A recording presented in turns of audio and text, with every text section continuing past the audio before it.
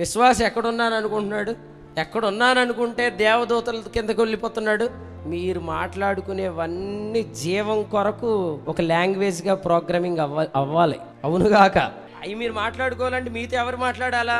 ప్రభువు మాట్లాడాలా. ప్రభువు మాట్లాడాలంటే ఒక బోధ నీ జీవితంలో ఆగిపోవాలి. యేసు ప్రభు నామములో నాకైతే ఆ రక్త ప్రోక్షణ జరిగింది, అది జరుగుతూనే ఉంది, అది మీ జీవితంలో కూడా జరుగును గాక. ఆమేన్. ఎవ్వరు మీతో మాట్లాడకూడదు, ప్రభువే మీతో మాట్లాడాలి, ప్రభువే మీకు బోధించాలి. ప్రభువు బోధ ఆరంభం అవటానికి ముందు దేవదూతల ద్వారా పలకబడిన వాక్యము స్థిరపరచబడింది. ఎలా స్థిరపరచబడింది? హెబ్రీ 2:2 చదవండి. ప్రతి అతిక్రమము, ప్రతి అవిధేయత న్యాయమైన ప్రతిఫలం పొందింది. ఎక్కడ?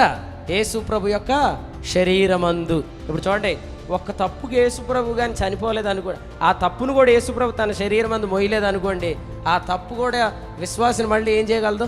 పాపిగా చేయగలదు. ఏ పాపము విశ్వాసిని పాపిగా చేయలేకపోతుందంటే ప్రతి పాపం కొరకు యేసు ప్రభు వెల చెల్లించాడు. హెబ్రీ పత్రిక 2:2 ప్రతి అతిక్రమం, ప్రతి అవిధేయత 2:9 ప్రతి మనుషుడు. నేను దీన్ని ఎలా చెప్పాలనుకుంటా, ఏ మనుషుడు విశ్వాసిని పాపిగా చేయలేడు. ఏ మనుషుడు చేయలేడు, ఏ పాపము చేయలేదు, ఏ అవిధేయత చేయలేదు విశ్వాసిని. ఎందుకంటే దాని కొరకైన న్యాయమైన ప్రతిఫలం యేసు ప్రభు చెల్లించాడు. దాన్ని తీసుకెళ్లి తండ్రి అయిన దేవునికి సమర్పించాడు. హెబ్రీ పత్రిక 9:14 నిత్యుడగు ఆత్మ ద్వారా తన్ను తాను దేవునికి నిర్దోషినిగా అర్పించుకున్న క్రీస్తు రక్తము జీవక్రియలను విడిచి జీవము గల దేవుని సేవించుటకు మీ మనస్సాక్షిని ఎంతో ఎక్కువగా శుద్ధి చేయను. దేవునికి క్రీస్తు అర్పించాడు. ఏమర్పించాడు? రక్తాన్ని తీసుకొని వెళ్ళి పేమెంట్ని తండ్రి అయిన దేవునికి అర్పించాడు. ఈ పేమెంట్ ఎన్నిటి కొరకు చేశాడు? ప్రతి అతిక్రమం, ప్రతి అవిధేయత. ఎందుకంటే షటప్ అని ఆ దేవదూతల ద్వారా పలకబడిన వాక్యాన్ని నోర్మించడానికి. దినముల అంతం అంటే ఏంటి? అంతమే. యుగముల సమాప్తి అంటే ఏంటి? సమాప్తమే. దేవదూతల ద్వారా పలకబడిన వాక్యాన్ని స్థిరపరచడం అంటే ఏంటి? ఇక నువ్వు సందీప్తో మాట్లాడడానికి వీల్లేదు. ధర్మశాస్త్రమా? క్రొత్త నిబంధన రక్తం అంటే ఏంటంటే అది మన పనికి సమాప్తం, ఆత్మ పనికి ఆరంభం. మన పనికి సమాప్తం, ఆత్మ పనికి ఆరంభం.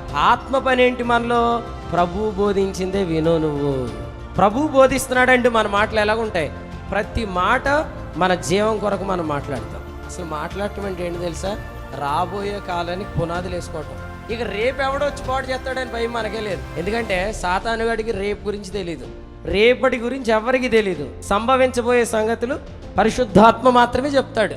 యోహాను 16:13 ఆయన చెప్పిన మాటలు నువ్వు మాట్లాడితే నువ్వు రాబోయే కాలానికి పునాది వేసేస్తావు. ఇంకెవడొచ్చి చెడగొడతాడు?